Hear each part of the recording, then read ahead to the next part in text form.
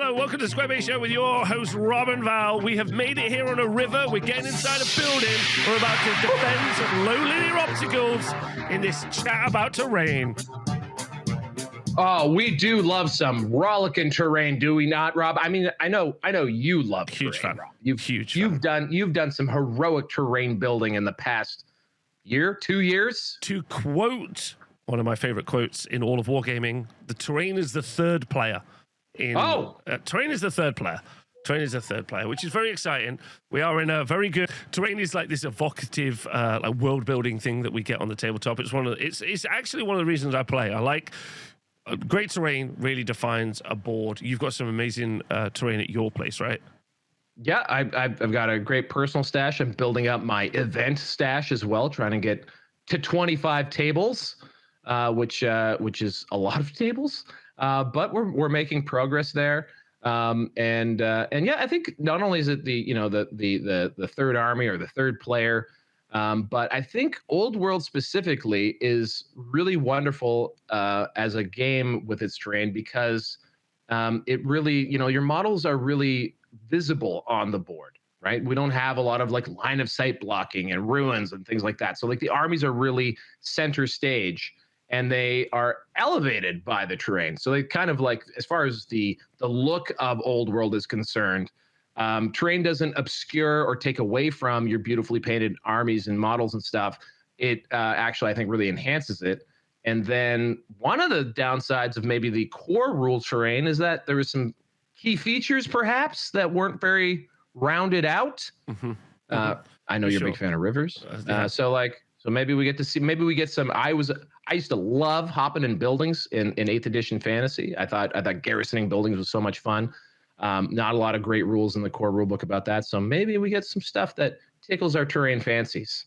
Also, the other thing to note that unlike some of the other game systems, while like obviously 40K has places that exist in the lore, Age of Sigmar has places that exist in the lore. They're a little bit ephemeral so that they can always make whatever board state. But we actually have, especially with the expansive work done in Total War, you could get to like a board where there's a bunch of ziggurats and you're like, I know where I am. I'm in Lustria. Like it's a jungle board. Like, and you actually have the opportunity to battle inside those places in the future. So we have just designed a bunch of chaos terrain actually for the venue, which I'll be talking about later or never, depending on. But one of the things I think is really exciting about that is what is a battle like in the Chaos Wastes. What are the extra? What would be the extra rules? So there's so much opportunity for world building, which I'm really excited to see Games Workshop also grabbing as well, just following behind us, which is great. So well done, team. So this, if you don't know, is from the new Cathay Arcane Journal, where we add 3 new pretty intrinsic elements to what could be on our tabletop boards in buildings, low linear obstacles, and also rivers, and there's also some terrain generators with some fantastic additional world building elements. So I guess let us know if you're a fan of terrain in the comments below. Yeah, this is a risky vid.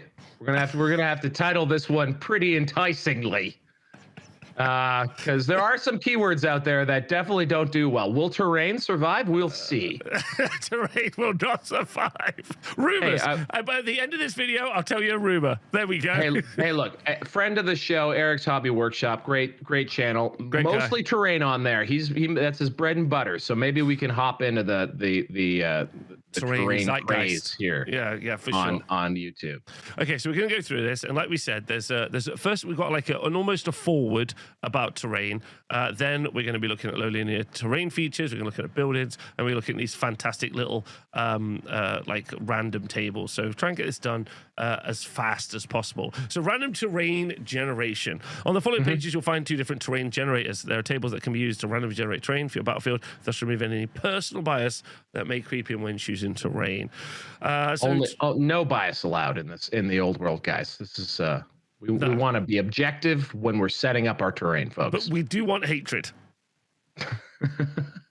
But no bias, just hatred. Just hatred.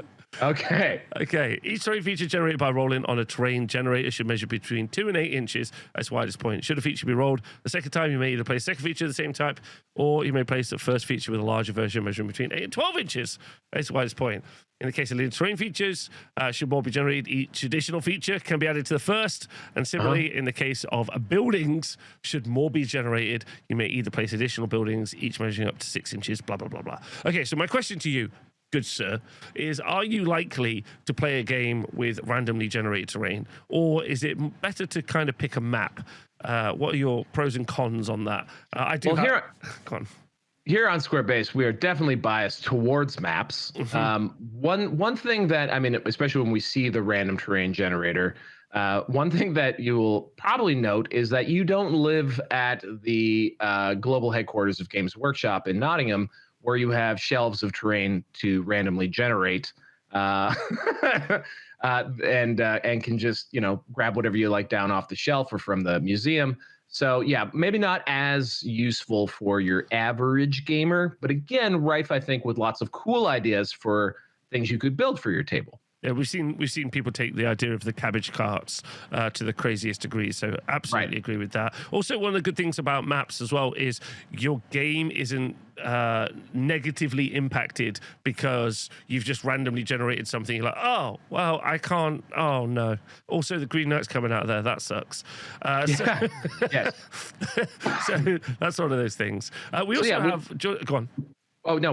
Also, I mean, in most games, I mean, they do have sort of the default approach for setting up your game in Old World is somewhat adversarial. So it gives either a sort of an alternating placement of the terrain, or alternatively in the match play guide and here, one player sets it up and then the other player kind of scrambles it by scattering things around. And the other thing that's nice about maps, or if you don't want to use a rigid map that you could probably, find on in the didgeridoo and the links below for various maps that we offer. If you didn't want to use that, obviously just setting up your table with your friend with a scenario in mind, so that it is evocative and fun to play on. That's probably the best way for most people to set up their terrain. So that way, you're not having something that's really, really skewed in the favor of one side or the other. So maps or some sort of mutually agreed upon map, table of terrain, probably the best ways to go, I think.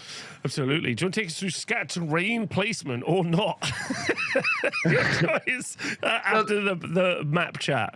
I am pretty sure, just to TLDR this, so this is very similar to the match play guide version, which I believe we did cover in our match play guide reviews. You can go back and look. The only addition here is that it does add in section 2, article B, you can either choose a number of features up to the maximum of features needed, or article B, use the terrain generation tables that follow to randomly generate a number of features up to the maximum number of features needed. And then the other thing that I would say is that with their they do try to be very prescriptive about the amount of terrain on the table, which is fair. When you're giving a lot of discretion to players to set up the table, you want to be very specific about how much they can use. But when we get into stuff like the long linear features or however they've worded it, it strikes me that like a river would probably be most of your terrain, if not all of it, using these rules. So again, I don't know if these are very strong rules for setting up, but it's an option. It's an option. But I think the ways that we suggested are better. Two things I'd like to say, importantly. Number one, in this book, there's some incredible set pieces where they've designed a bunch of terrain and painted it and like have done these really awesome looking like miniature shots. It's a book worth picking up for that and that alone. So some pretty great art, in my opinion. Following on from that, you can always make absolutely fantastic terrain, even city fights, if you are just sensible with how you place it. Most importantly, if you just have an outline underneath your terrain for where the terrain is, it means you can move in between stuff, lift that piece off for a bit, put it back after to keep the cinema, the theater of the mind, while zero impacting your army, versus like having stuff on 45-degree angles, dice underneath it, like those sorts of things. That's a much easier way, and we live in a modern age where those things are so easy to produce. So easy to produce. choose. So, you can always just get your bit of terrain, draw around a bit of paper, put that down if you want to. So I'd like to see more people do that, 4D terrain. I would love you to use our copyrighted trademarked only ever heard here 5D terrain. 5D terrain. 2D plus 3D is indeed 5D. Yes, that's correct. I often get it wrong. But yes, I agree with you wholeheartedly. It is a great system. Something you can find at the TSN Arena on every table. Not quite perfectly. Not quite perfectly yet. Like we've done that with the trees since the beginning, but the trees and hills. No, well, I haven't finished painting the hills, so no on the hills. The hills are just very flat on top. They're like my head. Okay. All right. So, if you're still with us 10 minutes in for some reason, they're here. They're hanging on every word, Rob. They're every word here. Come on. As I go through this video, I realize no one wants this video. So what are you talking? Don't. Terrain is awesome. You love terrain. Let your freak terrain flag fly, Rob. You didn't say we. You said you. No, I'm into it. I'm into it. Look at the shirt. You think the shirt's not excited? Come on, Rob. You love terrain. Don't try and be cool. You love terrain. You're allowed a selfish video. I default love all this stuff. So, don't be bashful. The people love it. Okay. They love it, especially when we're answering questions like, how long is a river? Old Man River. All right. I mean, come on, Rob. I mean, this is a full page of official rules on rivers. You have run no fewer than 2 entire events on rivers. You have personally painted hundreds of feet, or at least 100 feet, 100 feet of river. Feet. Yeah. That's true. So this is a big deal, Rob. Let's not undersell this. If this is aimed at anyone, it's aimed at me for sure. It is. It is. I also enjoy this. War confirmed. I also enjoy this very British, well-maintained road section. I'm looking forward to that when we get there. Orderly, well-maintained roads. Well-maintained roads. How we built the empire. Okay. Do you want to take us through linear terrain features, or at least an element of it? Well, I desperately want to know how long a river is, so I would like to. So linear terrain features. So linear terrain includes such things as streams and rivers, chasms, ravines, and even roads. Unlike low and high linear obstacles, which rise up from the battlefield, linear terrain features are best described as cutting into the battlefield, thus presenting obstacles to movement and hazards to life and limb due to their width, their crushing waters, their hazardous footings, or their potentially limitless depth. May I just roll on to how long is a river? Please do. I'm excited. Every linear terrain feature is divided into sections, each measuring 12 inches and up to 4 inches wide in the case of a narrow feature, or between 4 inches and 8 inches wide in the case of a wide feature. Each section is equal to 1 terrain feature for the purpose of determining how many terrain features should be placed on the battlefield. So that resolves my comment from earlier. So there they go. They covered that off. So a river is just one piece. Each section may include a single bend of up to 90 degrees or a single fork or junction. The maximum length of a linear terrain feature depends upon what it represents in the size of the battlefield.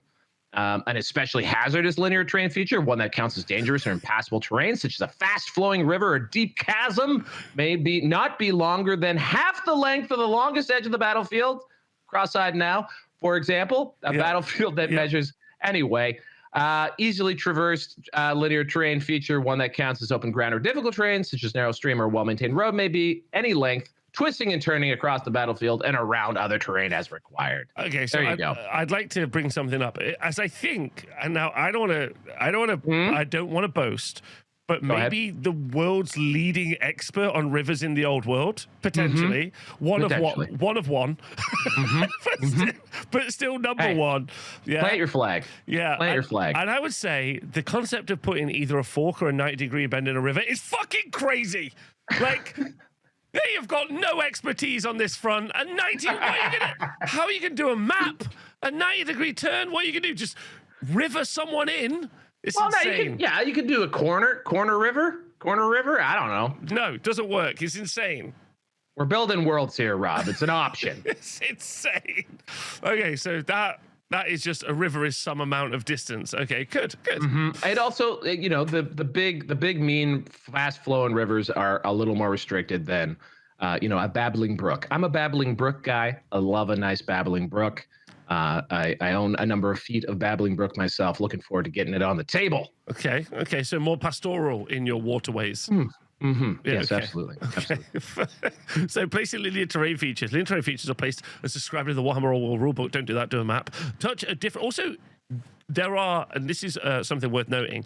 There are millions, not millions, but there are many online websites for designing maps nowadays. Like it's a huge, really? Yeah, well, it's a huge thing in like RPGs and TTRPGs and a bunch of stuff. There are also people who like will do this like as jobs, like Etsy. There are lots of creatives out there who you can like throw some bucks at if you want as a local club, and they will design you like a map. So like you've got the opportunity to like really kind of like create a space and then like build to it, which I think is actually super cool. That's a great idea. That you can really get real wild on this if you want to and creative. And if anyone does, post some pictures or whatever. Also, you might be an amateur cartographer yourself. Amateur cartography. That's the third sub-channel of Square-Based. No, the third one is The Life and Times of Nelson. Oh, that's right. Yes. Our history podcast on the Lord Admiral himself. Boats still not a lot of pictures of boats in this Arcane Journal, by the way. There's some cool junks in the background, but no official rules yet For Man of War. For Man of War or just boats boats at this scale. Which exists scale.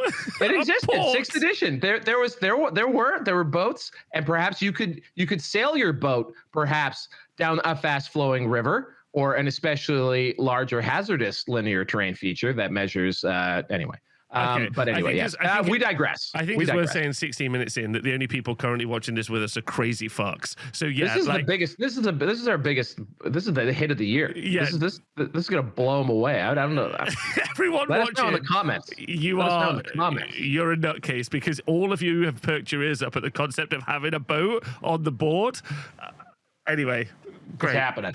Right. All right. So how do we place these features? Well, you touch a different edge of the battlefield with each one. Meet another terrain feature. This is how they stop. And then taper to a point. It really is describing just placing stuff down in a quite a wordy way. It's a little unnecessary, I would say. Bridges and fords. Streams, rivers, chasms, ravines, and gullies. We've added... Wait, whoa. Well, hold on. Time out. Hold on. We've added gullies. But this is interesting. I just want to say, under placing linear terrain features, so one end touches the edge of the battlefield. The other end must touch a different edge of the battlefield. I immediately skipped that sentence. Never mind. I thought all rivers just had to end somewhere on the table. My mistake.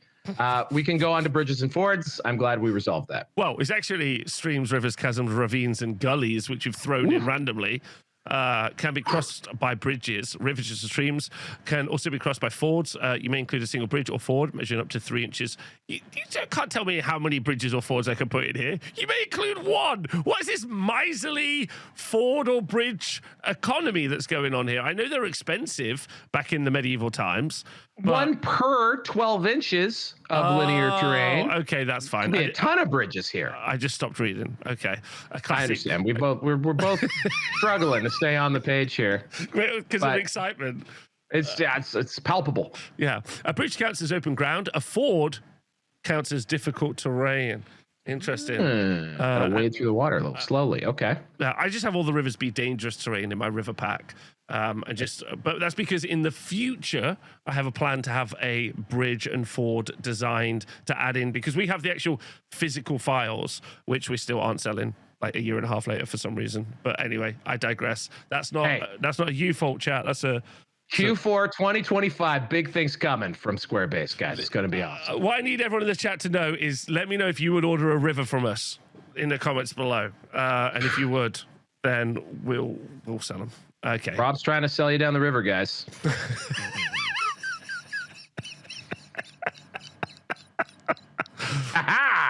Please tell me about fast flow water. A river that touches 2 table edges may be fast flowing, in which case you will need to randomly determine the direction it flows. That's amazing. Should a unit have a quarter, 25% or more of its models within a fast flowing river during its start of turn subphase, it must make a strength test. Yep. If this test has failed, the unit slides D3 inches along the river in the direction it flows. That's actually a great rule. That's I'm not actually- gonna lie to you. That's a great rule. That's a great rule. Number one, I get to the table and I go, hey, buddy, just before we do anything else, can we establish if this river is fast flowing or not? And Looks they're like, dicey. they're sort of finger in the air, just like.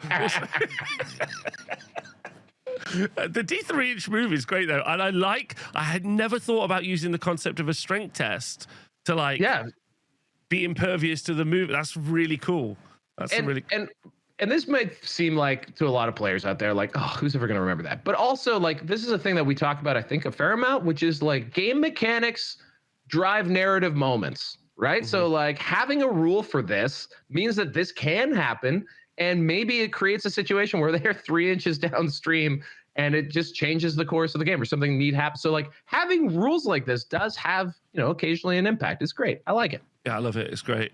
Well-maintained roads. Marching troops can move quickly along well-maintained roads. Ooh, a unit that begins and ends a march move with 50% of its models upon the same well-maintained road that does not leave the road whilst moving may move an additional D3 inches. Look at that. Almost an imperceptible level of improvement. Well, not for dwarves. No. Not for dwarves. That's a potential doubling of non-marching movement. I do like that. It's like they don't add to their movement value because then things, might get a big move. But I mean, it's something. And also, I think there's some. I have one of my favorite mats that I have from GameMat.eu. Not a sponsor, but I really like them. It has a bunch of cobblestone roads built on it. So like we can just play with that rule now when I'm having a fun game. So there you go. A question from me and to everyone watching: Would you let people, like, let's say we run a more kind of narrative, still a tournament, but if we were to decide that a well-maintained road, singular one, cost 100 points, I'm just gonna put that out there. And a river, maybe 200 points. And you could turn up to your battle with a well-maintained road, and you could deploy it. Like the Romans? The dwarf players just like, I brought the road. Well, I think we need an aqueduct here before we start our battle. I don't know why everything I learned about the Romans is from Life of Brian, so they all have British accents. You can summon a river. You're a bloody wizard or whatever. Yeah. Okay. That's kind of a fun idea. Do you know what I mean? Yeah. Add something to that's a fun idea anyway. Yeah, let us know. Yeah. Oh, here we go. So we've moved on. So that's it for low linear obstacles. Basically, 2 cool rules. I'm going to say I absolutely am obsessed with fast flowing water and well-maintained roads. Excellent. Yeah. Everything else was just, I didn't really care about any of that. That wasn't necessary. But it's good guidance for people who haven't spent a lot of time thinking about it obsessively. Yeah. Which I assume everyone spent time thinking about obsessively. And I mean, and despite the shit we just gave over how long is a river, which is just maybe one of my favorite headings of all time in a rule book. The thing is too is that if this wasn't there, then there'd be a lot of people be like, well, how long's the river? And then so they are making an attempt to give you rules to use the thing. So great. Go ahead and use it. It's fantastic. But like I said, I think design in advance via maps or mutually agreed upon things with your opponent is probably a great way to go to. So thinking about things obsessively, buildings, sir. Oh yeah. I love a building. Take me through it. Okay. So buildings. Now you may not know this about buildings, but they offer shelter and protection to soldiers and civilians alike and allow the safe storage of vital goods, perhaps your cabbages. That's not true. They actually offer rent money to multinational conglomerates. That's actually, as I understand it. We are marching. These are seized by the armies marching across the battlefield here. So this is very, very different here. Thus, in times of war, securing buildings in order to defend or destroy them is key to victory. But battles in the old world seldom take place in urban environments. Large regiments prefer battling across open ground to skulking within buildings. Accordingly, buildings in games of Warhammer the Old World are usually treated as impassable terrain, However, should the players agree, buildings that measure at least 4 inches at their widest point may be designated as occupiable. All right. Oh, hello. All right. Okay. All right. So here's something that if you're attending the Squarebase Open in Toronto, I might upset a lot of people because I am very eager. I love occupiable buildings. I think they're a lot of fun. Okay. And we have one building on each map. So anyway, I'm perhaps Rob is our river expert. I am the building aficionado. So occupiable buildings. Such a building can be occupied by a unit whose troop type is infantry with a unit strength of 20 or less, so fairly restricted. A unit may occupy a building by moving into base contact with it during the remaining move subphase of its movement phase. Once the unit's movement is complete, remove it from the table and make a note that it now occupies the building. All measurements to or from a unit that occupies a building are made to or from the building itself. A unit that occupies a building has a 360 vision arc and draw a line of sight over or through other models. Okay, very cool. Poking out the windows. Poking out the windows. Also, like if you have a buffing effect, your command range, whatever, like a building is going to really extend those things. If you can shoot out of it, you've got really great vision. So great thing for casters. These are all things from older versions of the game. 20 or less.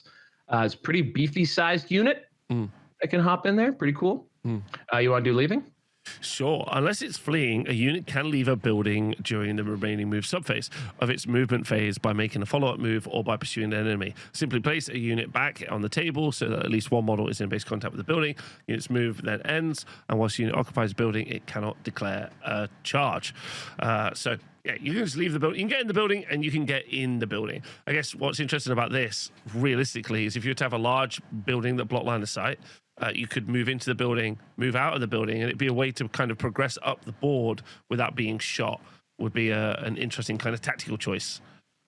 Yeah, we're gonna talk about shooting in a second. Well, shoot the turn before it moved into the building is what I was trying to say. Like it normally being behind a building just means, oh, I'm trapped here, really, and I've got no way to like progress up the board. But actually, now I can jump in and jump out, which is quite fun. Not in the same turn.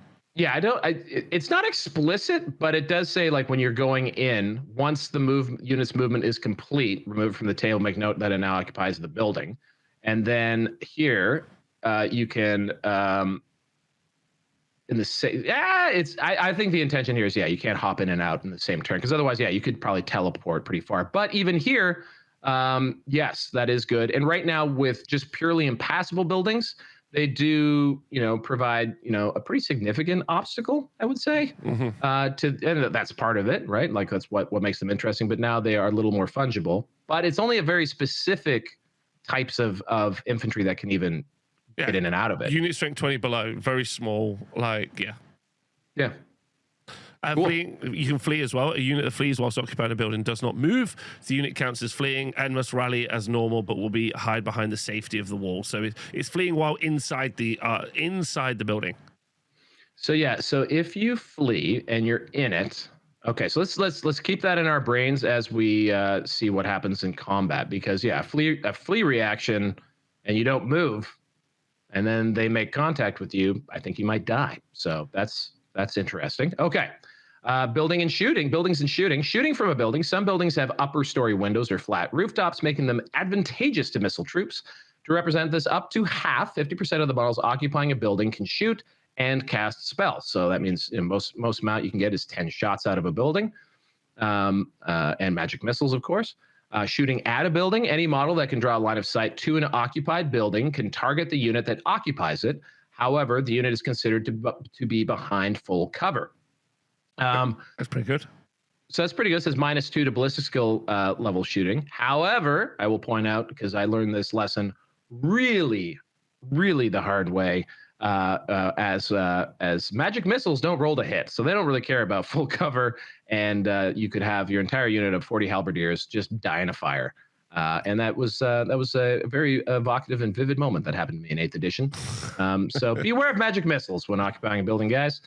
Templates. Should an occupied building be hit by a template, every model within it risks being hit.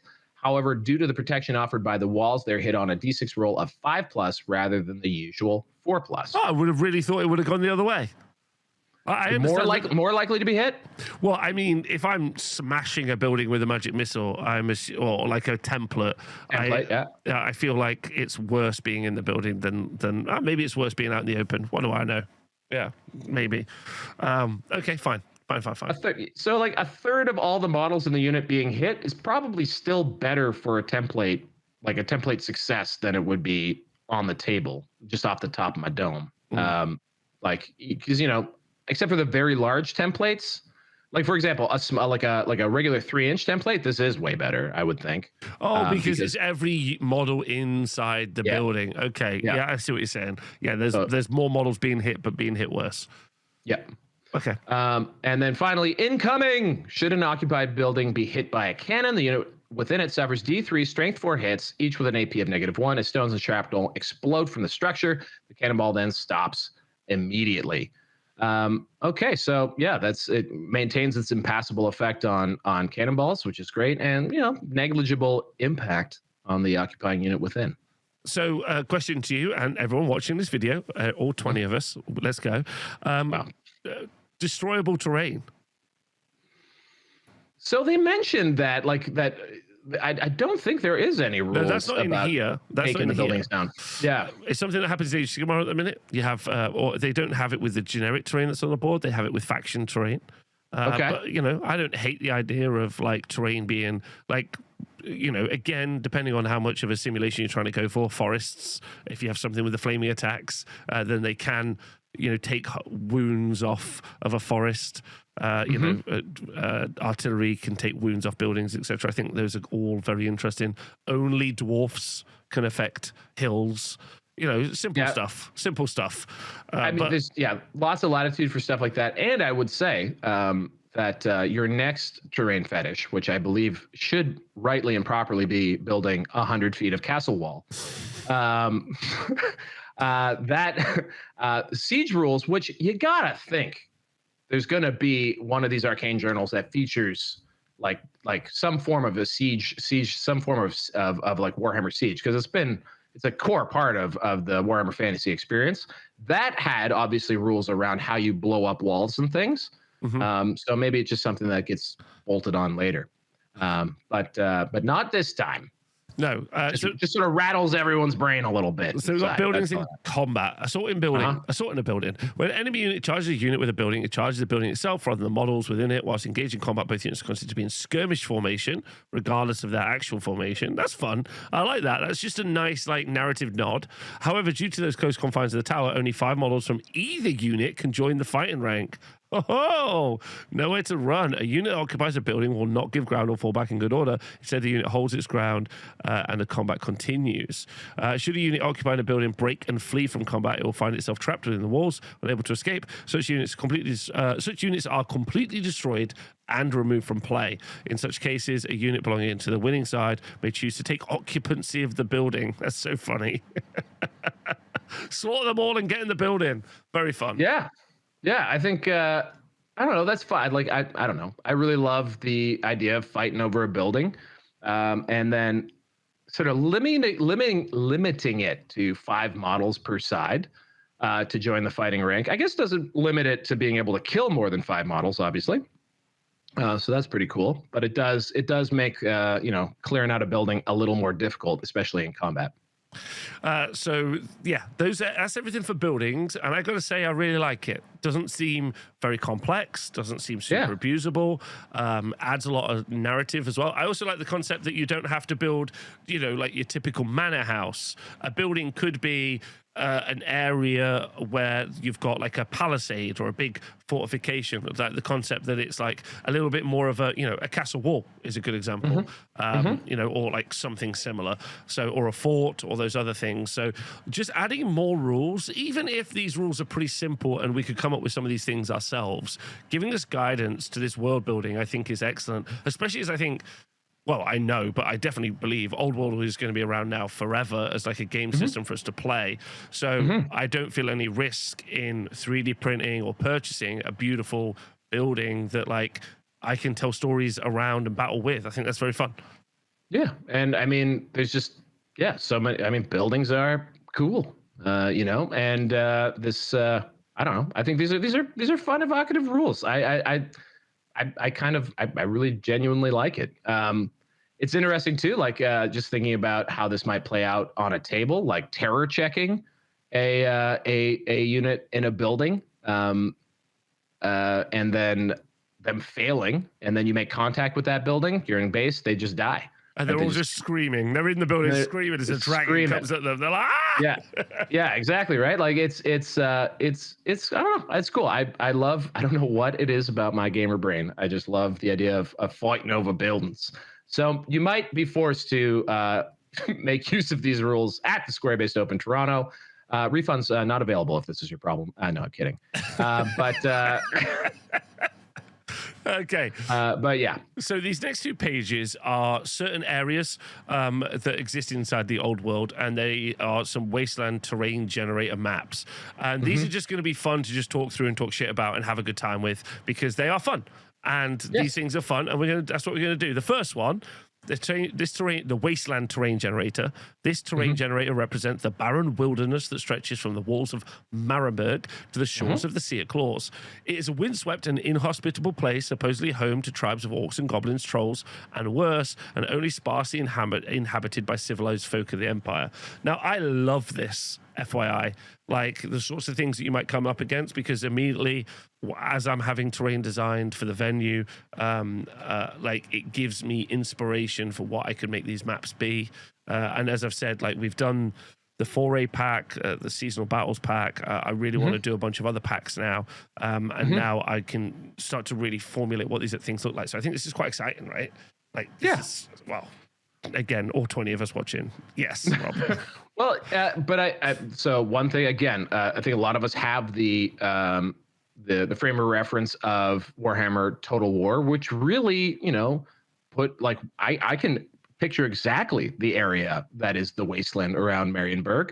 And it's pretty vivid to me, but that doesn't necessarily translate to like, how would I do that in the tabletop? So here are some ideas for different things that might be present in the wasteland. And also what's neat is they include rules for how these little pieces work.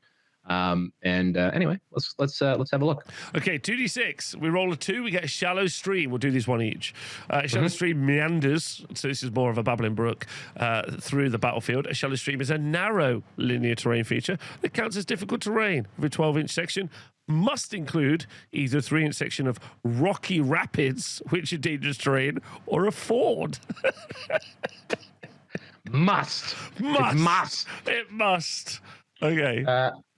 We've got a track. A track is a narrow linear terrain feature. Tracks are likely to be heavily rutted and full of potholes, so not well maintained. No. Okay.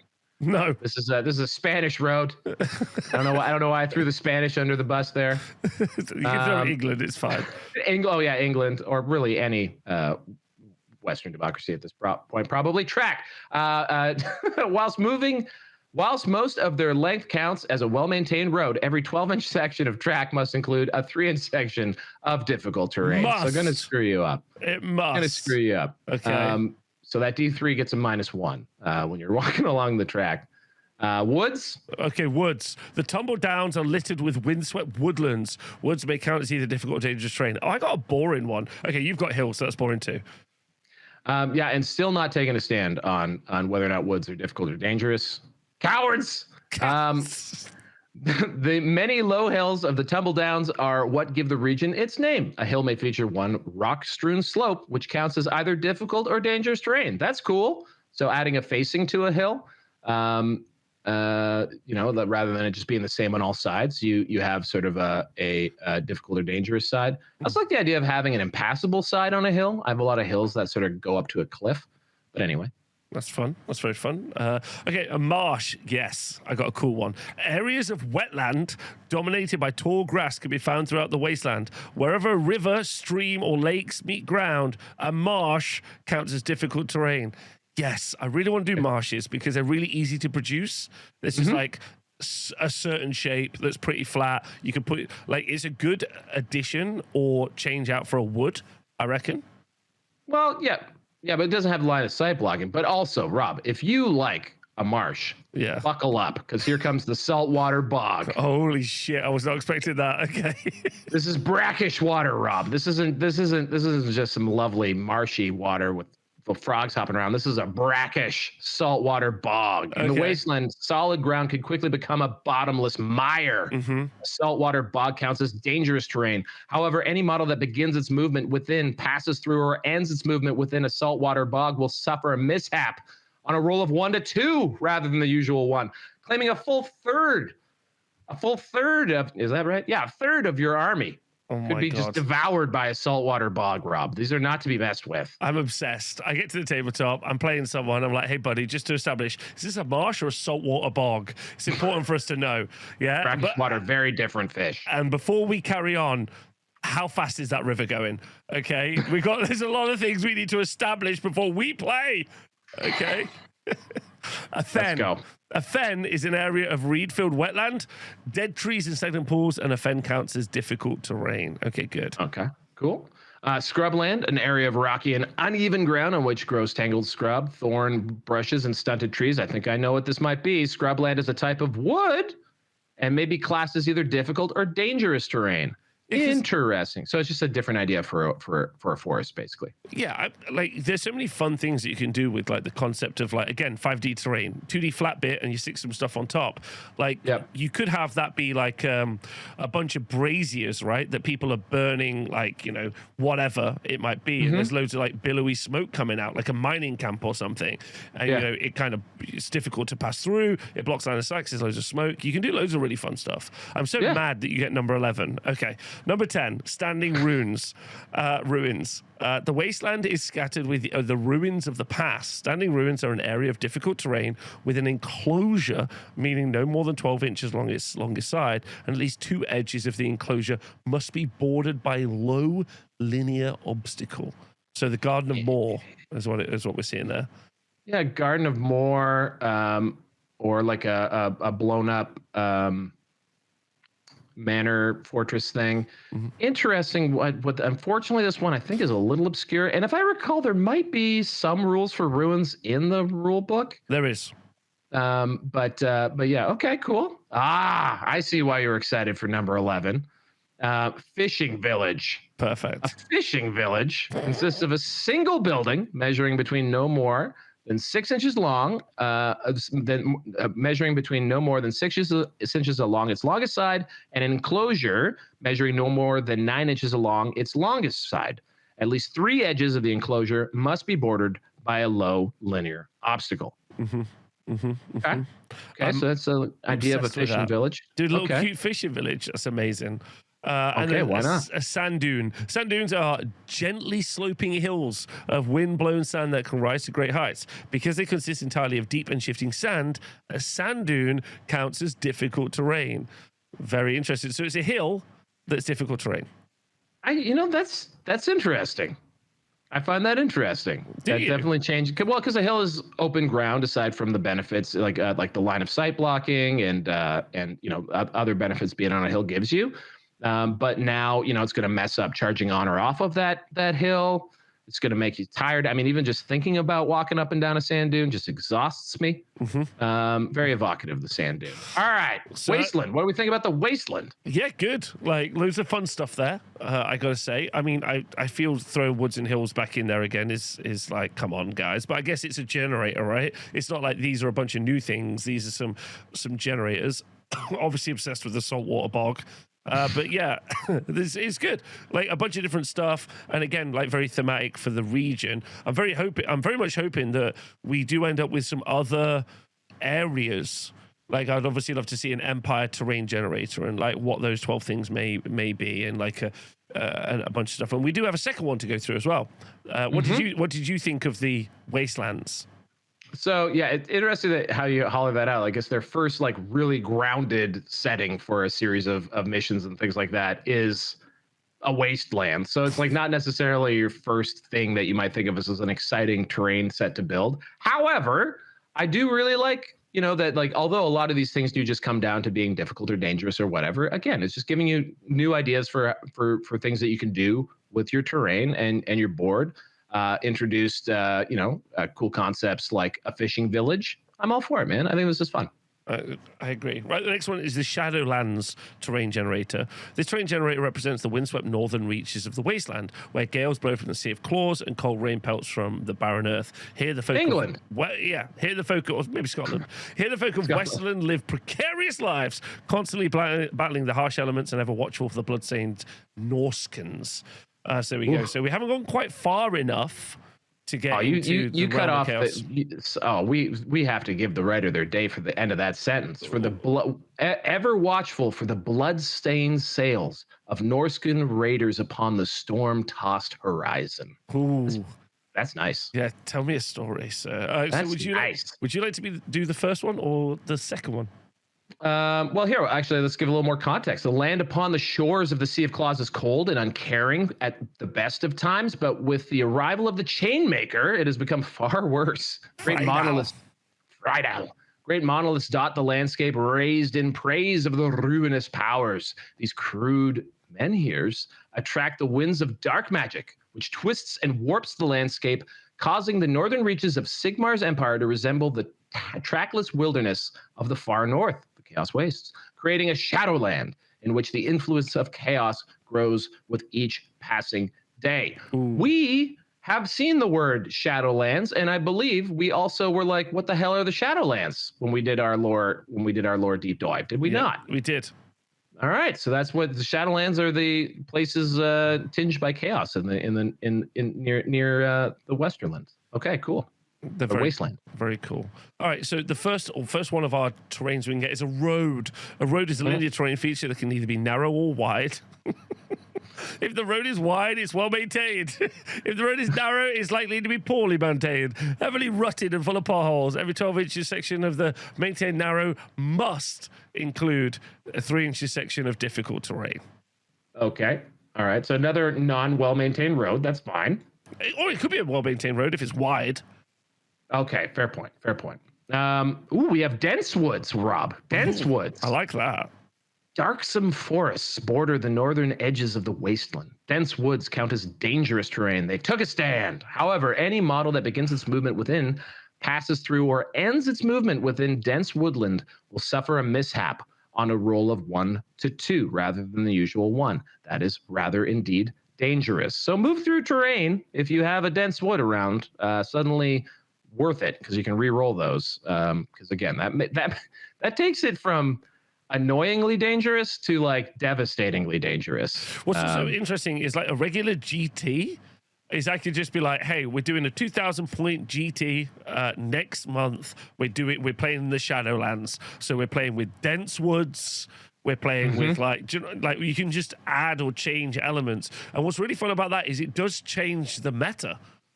Just change the shape of the game. You definitely have to like consider a lot more carefully. Even like this is why I don't totally love dangerous woods. Is like even that makes it real questionable, as you will always say. Well, you don't like it, don't go in the forest. Well, all right, Rob. Sometimes you gotta go for a walk in the woods. Sometimes you gotta some wood elves in there. You gotta beat up. You gotta beat them up. All right, cool. Hill. That's you. All right. All right, sure. Along the shores of the Sea of Claws, barren hills rise, their slopes scoured by gales. A hill may feature one rock-strewn slope, which counts as either difficult or dangerous terrain. Okay, you got the boring one. That sucks. I think it was actually me that was meant to do that. So it's fine. Sorry, fine. I don't mind. I don't mind a double dip. I threw you under the hill. That doesn't make sense. A ravine. Okay, this will be interesting. A treacherous ravine cuts through the landscape. This is perfect for like a mouse map material, right? To throw a ravine on.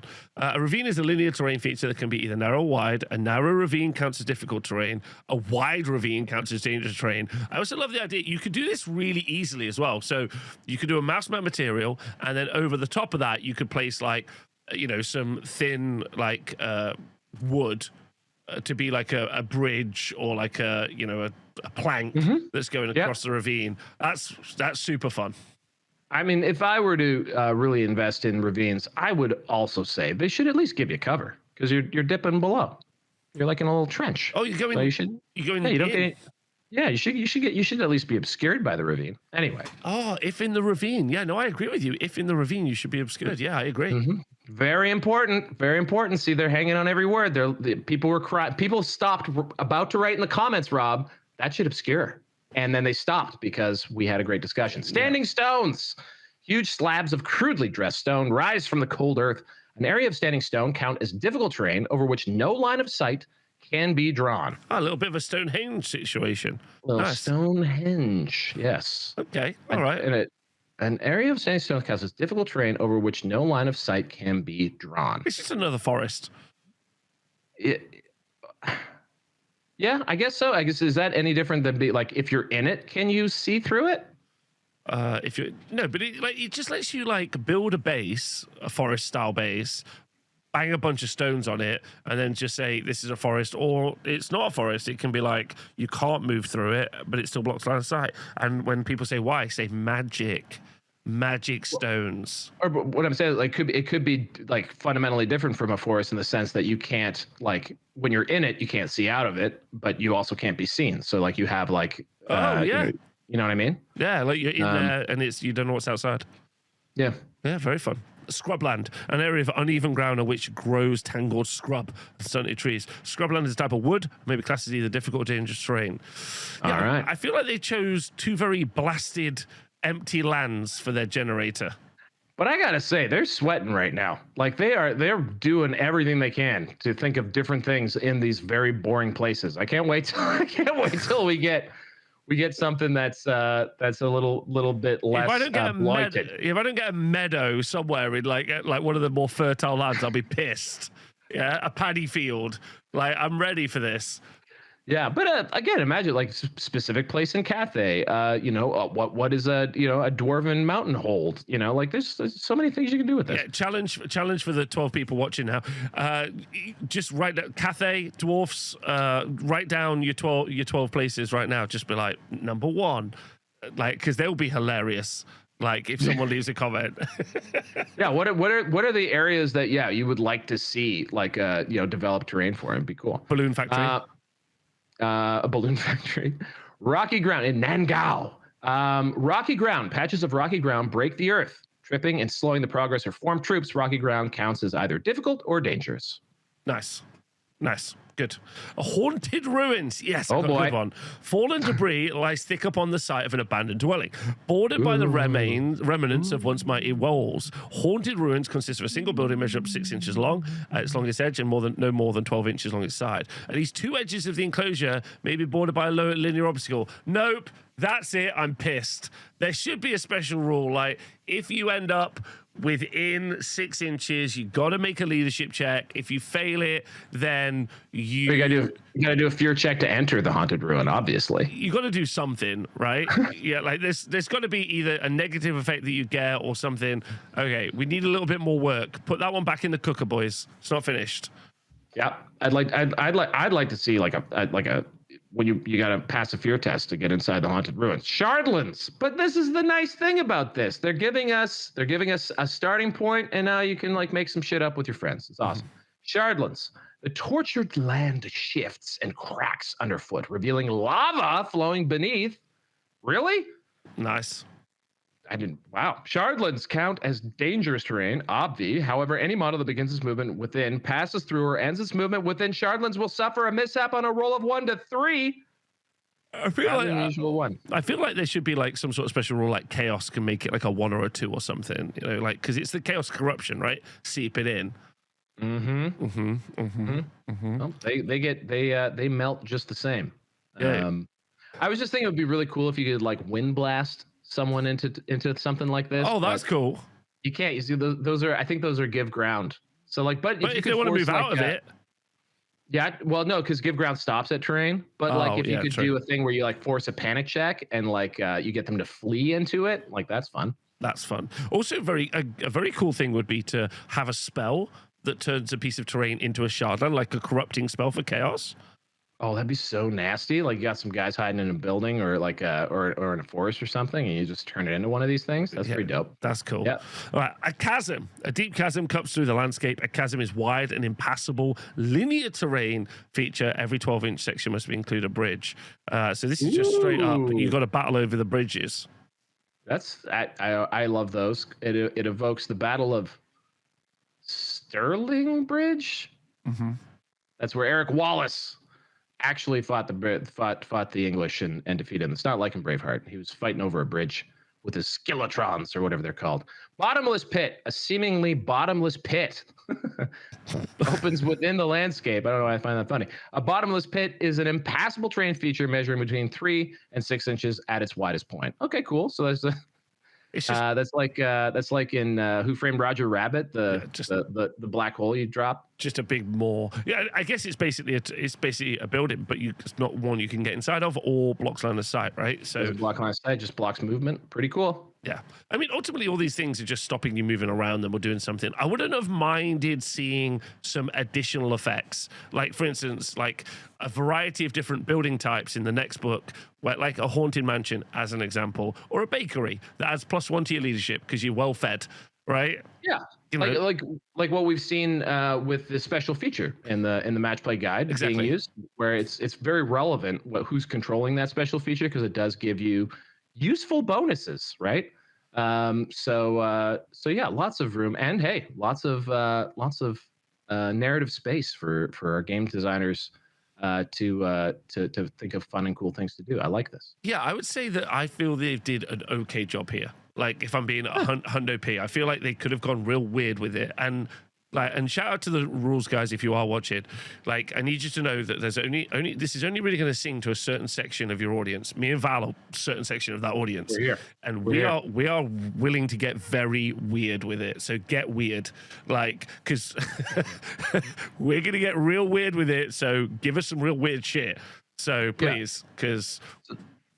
The standouts to me are like where it wasn't just difficult or dangerous. They added an additional wrinkle. Like even the idea of the hill where one side is difficult or dangerous. You know, like that's just adding different things. And I think for folks out there, probably like it sparked immediately a bunch of ideas that we had there for mechanics to make them more interesting in our games, right? So that's what, when I read these the first time, that's immediately what I thought. I was like, oh, that's a cool idea for a terrain piece. In a, you know, it might still just be 2 hills, 2 forests, a building, but now I have different ideas for what a forest might look like in that setting, in that particular place. So it, you know, mechanically might work out about the same, but visually it can be very different, which is cool. I agree. I'm very excited about this. It's very fun. Like, pretty cool, bud. Get ready for the Old World Terrain channel coming soon. Very fun. What type of sea may we be battling on in the future? We don't know, but find out on Men of War. Boats. Well, what are we talking? Are we talking ships? Are we talking canal boats, brother? Well, I mean, do we have a babbling brook type situation? Do we have a fast flowing river to work with here? We don't know. You know? It could even be what's the clearance on those bridges? Are we able to get down that river? I mean, there's a lot of questions. Yeah. Is there a salty bog? We don't know. I mean, would it be a saltwater bog? A good chance of being mired in that. Let us know what you've thought about this release in the comments, please. Thank you to everyone for tuning in. And this has been really fun. Even if it's been silly, it's been very fun. And that's kind of the point, right? The theater of the mind and the imagination and the aspiration of what we do is 100%. Really important. So I hope you've all enjoyed it. Val, thank you very much. Thank you. And thank you to everyone else. I hope you have a lovely day. Don't forget to get your models out on the tabletop. Go play some games. Go play games.